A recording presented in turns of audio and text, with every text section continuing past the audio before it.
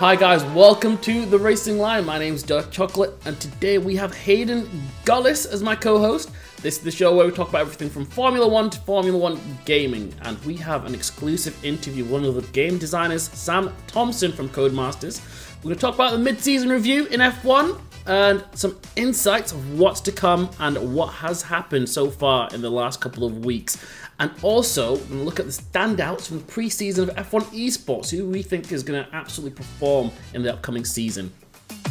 Now on to race reactions, the part of the show where we discuss real-life Formula 1. You may be wondering, where our other co-host, Tom, is? Well, he's not with us because he was actually at the Hungarian Grand Prix. So let's head over to him and see what he got up to at the track. I was invited by Alpine in the paddock of the Formula 1 Grand Prix in Hungary. I touched the car in the pit lane, don't tell anyone. Took a picture with Alonso and his race helmet. And then after that he decided he has seen enough. He had seen enough. He was like, I met Tom, it's over. I will go somewhere else. Hayden's prediction that I was gonna get wet came through. I regret life. What's going on here? Now, I had access to the Alpine hospitality, from which there were some super unique items from the team, actually, which you can see right now, as well as a simulator with F122. How fitting. I spent way too much time playing the game, by the way. Hello everyone, we're in the paddock today on the Saturday, and actually, as you can see behind me, it's actually raining right now. So, let's see, we're gonna have the qualifying later on today, and if it's gonna be raining, and actually there was some lighting as well, then we might not even see a qualifying today. So let's see, I'm really looking forward to it, and I'll keep you guys up to date in a little bit as well. See you later. The Hungary Grand Prix was a special one, because the Hungary Grand Prix is not normally necessarily a Grand Prix that delivers in terms of racing on the track, but this one was different. From qualifying to the race, with qualifying being a big surprise, and the race of course being a big surprise as well. So qualifying just finished. You can see behind me the interview pen with Russell on pole position, which I didn't expect whatsoever. On the Alpine side, on my side, of course, because I'm in paddock with Alpine, Alonso and Ocon P5, P6, absolutely sublime. Alpine actually had a little bit of a coming together with Alonso as well as Ocon going super close to each other. Now from the balcony watching the track, very quickly in the race we saw that Russell couldn't really build a gap on those soft tires compared to the medium runners, and already seeing that Ferrari had a very good pace. At some point in the race we had that Verstappen spin, a 360, and of course in the end he flipping won the race. Absolutely unbelievable. Now, Charles Leclerc, of course, decided to go into the hard strategy after Alpine actually went onto the hard tires, and everybody saw it didn't really work because the tires were super cold. It was raining all the way throughout the race, actually. Going outside, you could feel the drips on your skin, so it wasn't really the perfect temperature for the tires. Now, the question I have for you is, could Leclerc have won if he didn't go for the hard tires? Let me know in the comments. I would love to know what you think. And probably my driver of the day if Verstappen didn't do that insane race, winning with a 360. Those were the reactions from Hungary though. Let's head over to the pit lane. So I was right, Tom did indeed get wet at the Hungarian Grand Prix. Now on to mine and Dirk's mid-season review. I've actually been pleasantly surprised with how the racing has gone this season. I think the 2022 regulations have worked an absolute treat. I think we've seen some really great races this season. The team that I think has probably surprised me the most, I mean, there's only one team that we can say, Haas, going from the bottom team last year, absolutely nowhere, and then rocking up first race in Bahrain, P5. It's been up and down over the course of the season, but they've still remained very much in that midfield fight, which I think for a lot of fans is good to see, that there's no team really struggling at the back and that every team can kind of get involved for those fight for points. Dirk, who surprised you the most? Well, obviously the standout is Haas this year. They've done absolutely brilliant. But I am going to give a shout out to Ferrari. I think the fact that they've gone from fighting at the top of the mid-grid to now fighting for the World Championship Constructors, and the Constructors shows a credit on how much work they've actually put in. Also, in terms of drivers, Carlos Sainz for me has really gone leaps and bounds this year. Last year he was quality, but this year I think he started a bit rough, and he's really starting to shine, as we saw in Silverstone. The Ferrari fanboy inside of you just slowly coming out. What was that? Ferrari's team driver? Damn, boy. There's so many good shouts. I think Joe's within a shout, but I think even Bottas as well. But I think George Russell. I think a lot of people were expecting Lewis Hamilton to wipe the floor with him. And he didn't really necessarily have a teammate who was a standout that he could perform against and be quite close. Everyone was like, oh, yeah, he's miles clear of Latifi, but, that's not really someone you can go up against. So it's good to see now that there is some really good talent in that Mercedes team. He's gone up against Lewis Hamilton. He's beat him. I think it's 7-6 to George Russell in the qualifying between the two. And I think it's just as close in the races. Both drivers fighting for podiums, fighting for some good points now. I've also got to say, Max Verstappen has been absolutely unstoppable this season. Only really making one or two mistakes. The spin in Hungary, which he got away with, overtook Leclerc pretty much straight away. And then there was that time that he went off the track in Spain, but I'm pretty sure he still won that race as well. There's still half the season left to go. We're excited for Belgium, which is going to be next. Predictions for Belgium. Any that you've got? I'm going to be there, so I'm hoping it's not going to be as wet as Hungary was, and I don't get wet. Well, I'm hoping it actually rains and we get to race this year, because that made for a really interesting race, because George and Lando were absolutely outstanding when it was wet. Of course, Lando did make that mistake where he crashed up into Radion, but it's really hard to predict because a lot of teams are going to make some changes. I think we're going to see Lewis probably shine in that one. Okay. That'd be exciting. I mean, I wouldn't mind that, being at the track and seeing Lewis Hamilton win. For me, prediction, I think Ferrari are going to come back on this one. I think they're going to use that summer break just to reset, and I think that they're going to get on top of things, and it will be Leclerc on the top. We'll see. Well, let us know what you guys think is going to happen next GP. Let us know what your standouts are as well. I'd love to know what your predictions are. Maybe the top three. Tell us your top three for the Grand Prix in Belgium.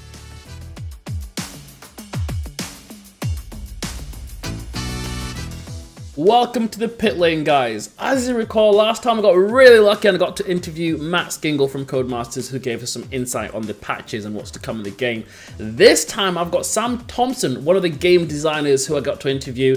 I hope you really like what we discussed.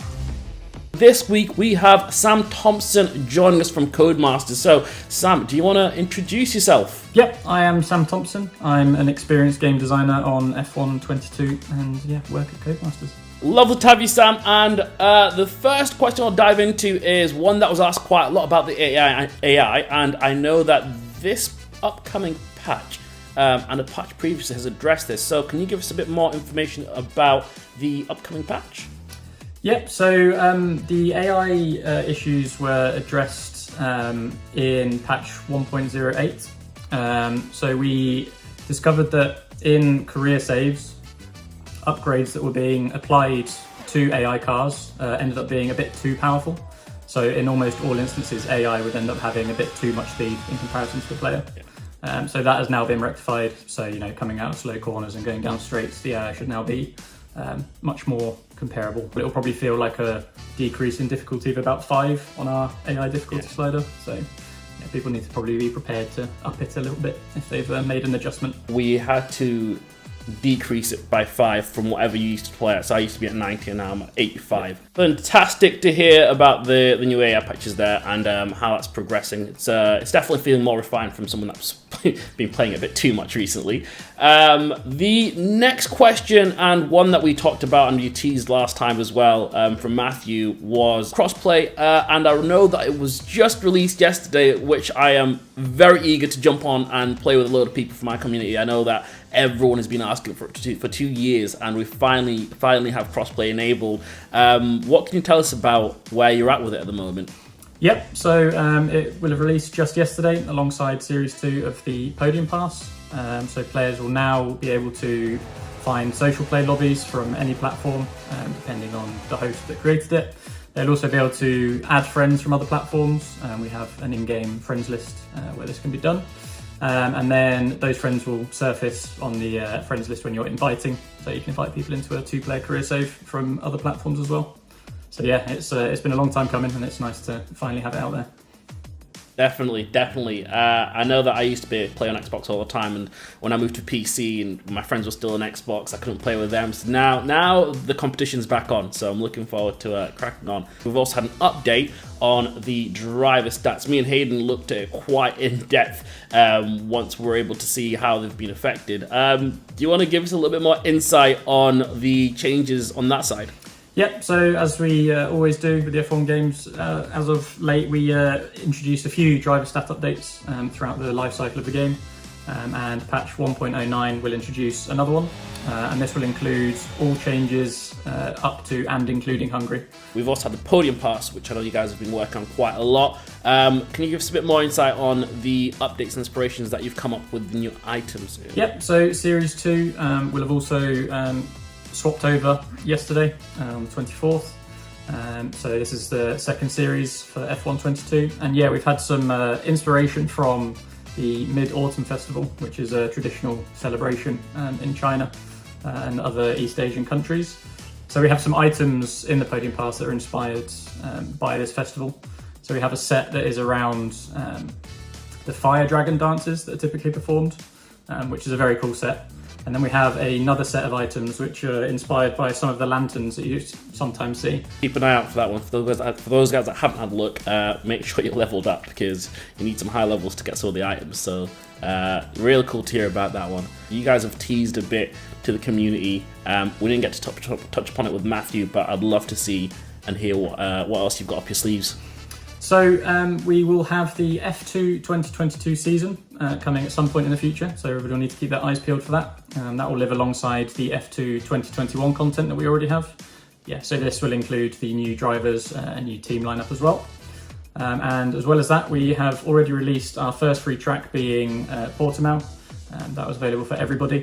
And next up will be Shanghai Circuit, so China will be coming back. Having that swooping first turn is always very exciting and very unique. So, following on from the patch notes that we've had recently, can you also give us some insight into the bug fixes we've had done? Absolutely, yeah. So there's been a bunch more bug fixes in the last patch, some of which will definitely be noticeable. So we had a number of people bring up that the automatic gearbox had an issue where it was sitting on the rev limiter for way too long before it was shifting up. So this has now been rectified, and that should be a big noticeable difference for those that use the automatic gearbox. Another couple of notable fixes, radio commands were sometimes being disabled after using a flashback. So this has now been fixed as well, so they should stay enabled for whenever you need them. And then finally, in offline modes, if you have the formation lap turned off, there was an issue where starting the race, you would have very cold tyres, and obviously it'd be nigh impossible to keep it straight if you're spinning up the rear. So this has also been addressed. Okay, so one last question for me then is one that is asked quite regularly about how you guys actually design the tracks. It's a massive effort by multiple teams and multiple studios as well to get a track into our game. But we start by gathering references. This comes in many forms. Photography, photogrammetry, so where we try and get 3D data out of a 2D photograph. We use satellite imagery, so once we gather all of this stuff, we can start to look at the actual spline for the track, as well as terrain boundaries and things like barriers and fencing and where they all need to be. So this is where the artists can start rubbing their hands together and getting stuck in. So once that's done, this will be divvied out between a bunch of different, very talented artists across different studios. While that's being done, we'll move on to the white boxing phase. So we'll kind of set out how the track is going to look, but at this point it won't be textured. This is kind of where we can start getting stuff in game and having it become a little bit testable. And then we'll further develop key areas as well. So for example, the Hard Rock Stadium on the Miami track. There was a lot of love that went into getting that look as realistic as possible. And then by this point, all the artists will have been hard at work, and those assets will come back to us in a more complete form. So we'll have to actually start placing these, making everything look very pretty. And then finally, it's a lot of polishing and optimization, and then bug fixing as well. So there's a lot of teams involved. It's cool when stuff starts appearing in game and we get to test it for the first time. It's not as simple as, okay, someone just go in, design it, scan everything, and just put it in the game. That sounds like a massive undertaking that will take a very long time. Fantastic. Well, no, Sam, thank you so much for coming on and answering our questions and the community's questions. I really appreciate your time. Absolutely. Pleasure. Thanks for having me. That was a really cool interview there between you, Dirk, and Sam Thompson. Do you know what I really enjoyed picking out from that was that Crossplay is now available. For years, I think you share this with me, that we've been having people ask us from Xbox, PlayStation, because we play on PC, can we play with you in open lobbies? We never can, but now that it's finally here, I'm so excited. Also, let us know what sort of fixes and issues that you have had with the game that you would like us to ask questions on. They have got a section as well that will be linked in the description where they report on the feedback that they are currently working on. So do always make sure you check that out before you throw us an issue that is already being worked on. Without any further ado though, let's get on to the next segment. Now on to the Esports Report. F1 Esports is still a little bit of a while away, but there are currently some very exciting leagues going on in the F1 games scene. And this is a great chance for us and anyone else who wants to get into and look at F1 Esports to get an idea of what the drivers are doing and who potentially could become the F1 Esports champion for 2022. Now there's a lot of talk about the drivers. One driver in particular, Jarno Opmeer. Of course, he's the two-time world champion, the current reigning champion, but he has said himself personally, he is a little bit on the back foot. The funny thing is though, in F1 Esports, when you say somebody's off the pace, at the end of the day, they're like, what, 2 tenths off? That just goes to show how close it is between drivers. But what do you think about Jarno Opmeer? Do you think that he is off the pace, or has he maybe, you know, put the sandbags on and is going to come fresh out the block? I think it's easy for anyone to say that it's sandbagging, but I don't think that's the case at all. As he said openly, he's got commitments with Mercedes outside of esports and league racing. Ultimately, he may not be getting as much time on the rig to practice for league racing as others, but you know who is shining at the moment? Lucas Blakely and Barry Borman. They are both absolutely doing bits at the moment. But Barry Borman has always been a strong driver, but never been really able to fight at the front in the F1 esports scene. So could this be his year? Two very exciting drivers. One thing that those two guys are very good at, and it's very important for the F1 esports scene, is that they work as a team. Now in F1 esports, the team's championship is much more important than the drivers. Yeah. The drivers is just to boost up your ego. Everybody wants to win the driver's title, but the money is in the team's championship. Yeah. And that is what Marcel Kiefer and Frederick Rasmussen do really well at, and that is why they have won it the last couple of seasons. So that is the Esports Report. We will be returning for F1 Esports. We haven't got a date just yet, but when we do get that, you will find out here on this show.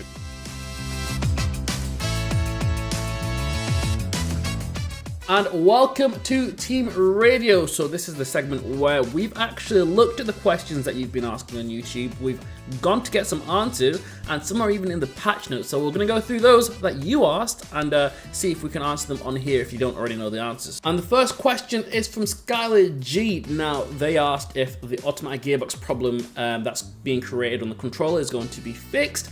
I think that's more prominent on the consoles, but yes, Sam Thompson actually addressed that earlier on in the interview, and if that patch isn't already out, I know that they have definitely assigned that to be out in one of the upcoming patches. I think it might be even 1.09, so Skylar G, look out for that patch, and that is your problem solved right there.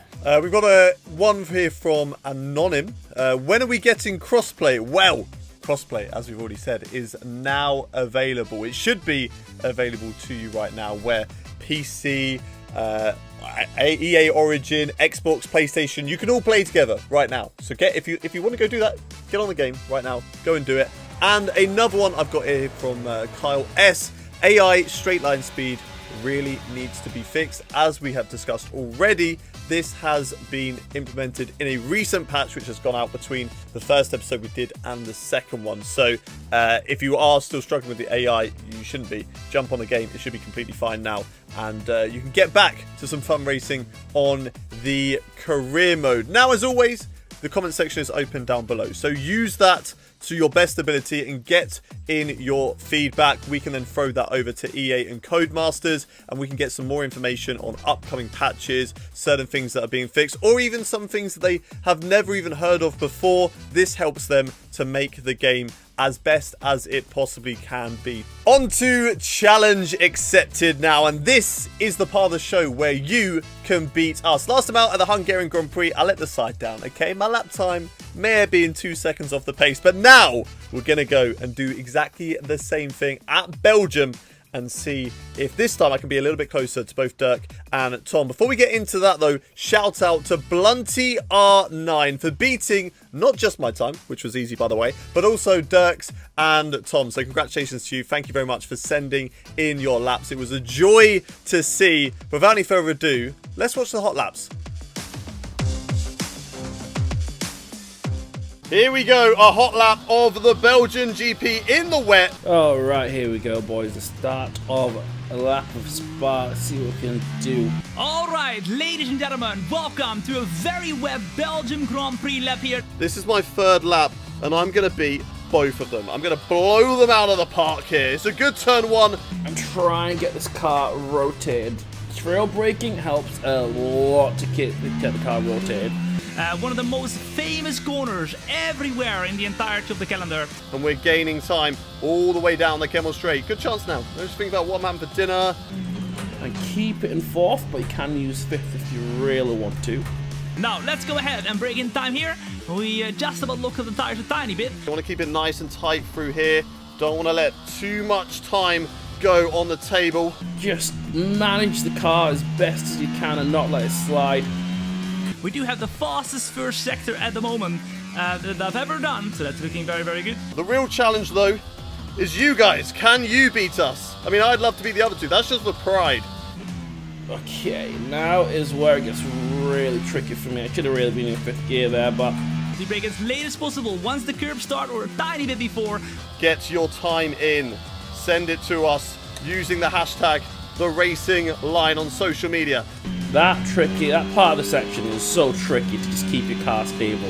You want to really watch out not going too wide, or you can lose the car very easily too. On the exit through here, just easy on the power. Oh, big snap. Third gear at the 50-meter marker board there. To the left, fourth gear on the exit, carrying as much speed as I possibly can. We're going keep it hanging through here, but we almost lose the car actually on the throttle. In towards the bus stop chicane. On the brakes, where's the apex? I can't see it. It's too wet. Trying not to lose rear end, crossing the line, and so... Very wide, and we almost lose the car actually, but we keep it hanging. Oh my goodness.